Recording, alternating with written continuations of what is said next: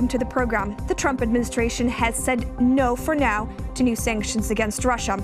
In order to avoid missing a deadline set by Congress, the U.S. Treasury published a list of oligarchs. Later, it was confirmed that the list had been taken from the Forbes 2017 list of wealthiest Russians.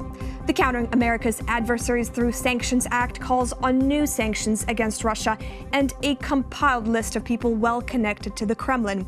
The move has been deemed confusing and contradictory. What does the latest move mean in terms of the U.S. sanctions policy against Russia? Joining us to discuss this and more is Mike Carpenter. He's a former U.S. Deputy Assistant Secretary of Defense for Russia, Ukraine, and Eurasia, and Foreign Policy Advisor to former U.S. Vice President Joe Biden. Welcome. Thank you so much for joining me today. Now, happy to be with you. I hope the technical glitches get worked out. Okay, thank you so much. So can you help us understand why the Trump administration published a list of Russian oligarchs, which is identical to the Forbes list, and said no to sanctions against Russia?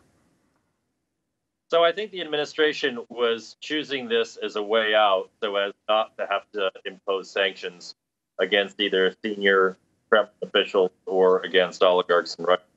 Now, this could still play out in the coming months where Congress puts pressure on the administration to actually turn this report into something that's actionable, because there is, to my understanding, a classified annex to this report that has details on corruption for each of the individuals listed. Now, do you think that's the key part, the classified part that's not been made public? That, to my mind, would be the key part to this list. That was the intention of the drafters of the law, was to name and shame oligarchs and senior officials who had something to hide, who were either corrupt or engaged in human rights violations. So it would seem that the administration wanted to put this all into a classified format. And this classified list, would it potentially have people that are in Putin's inner circle and these wealthy oligarchs who are basically controlling parts of Russia? Well, the list is essentially the list that's been released. So the question is, how many of those officials and figures are in fact corrupt, and how much evidence and information does the U.S. have on these individuals? Right. Now, the Kremlin has responded, and they don't seem to be too worried about it. Does this move by the Trump administration make U.S. look weak in terms of its foreign policy towards Russia? It does. It shows that the administration doesn't want to implement the law according to both its letter and its spirit. And that is troubling. The administration took this course of action very consciously in order to avoid having to put in place the sanctions that Congress wants.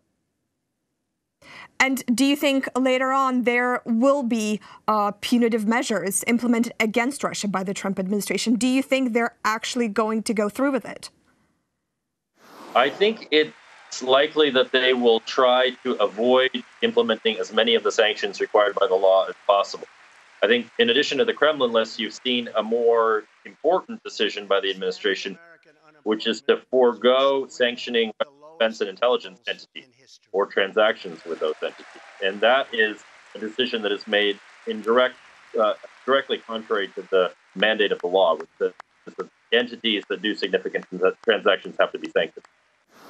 I see. So you just mentioned some intelligence agencies that they avoided kind of mentioning. Now, what do you mean by that? So the administration actually came up with a list of Russian defense and intelligence entities. It's actually very thorough. It's very complete. They did a good job on that part. But where they have not taken action is in then sanctioning transactions with those entities, which is required by the law. And the administration has said that so far, law itself has had a deterrent effect on businesses, and businesses are avoiding doing deals with Russia's defense sector. But that is shirking the administration's responsibilities under the law. So it seems like they know who the potentially corrupt and officials and those who violate human rights, but they don't want to take that step further and actually apply measures which would hurt them economically. That's what it would appear right now, that the administration does not want to take any action, but that they do have information both on corrupt individuals, on oligarchs, and on these defense intelligence entities. Do you think it sends a firm warning to the Kremlin? No, just the opposite. This shows that the administration is unwilling to impose the law, and it shows appeasement of the Kremlin. I see. Now, Senate Minority Leader Chuck Schumer, he said that Trump, quote, failed to stand up to Vladimir Putin time and time again. He came out after, they failed to impose the sanctions. Do you think he's right in this instance? I do. I think he's absolutely right. I think the president has shown time again, not only that he's praised Vladimir Putin as being a great leader and minimized his violations of human rights and other actions that have quashed dissent in civil society inside Russia, but he's refused to take any actions that would defend our democracy against Russian meddling. And so this is a consistent pattern at this point. Now, what kind of message do you think this latest action is received in Ukraine, which basically sees the U.S. as one of its greatest allies and supporters? And recently, the U.S. approved the sale of weapons to Ukraine, including Javelin missiles, which were much sought after by the Ukrainian government.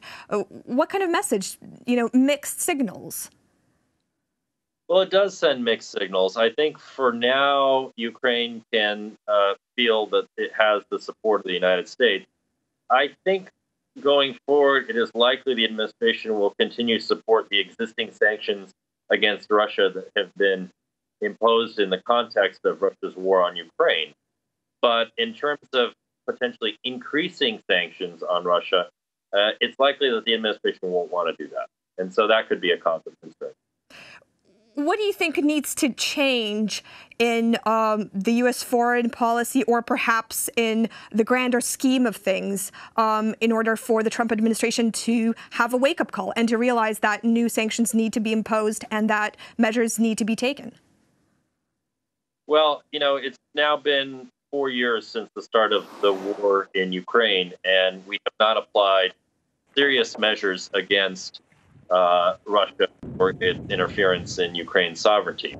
What I mean by that is that we've applied a number of targeted sanctions, but we haven't really used the strength that we have as a financial super Russia's economy. And so long as we don't have a strong impact on the Russian economy, I don't think that the Kremlin is going to change behavior either in Ukraine or anywhere else.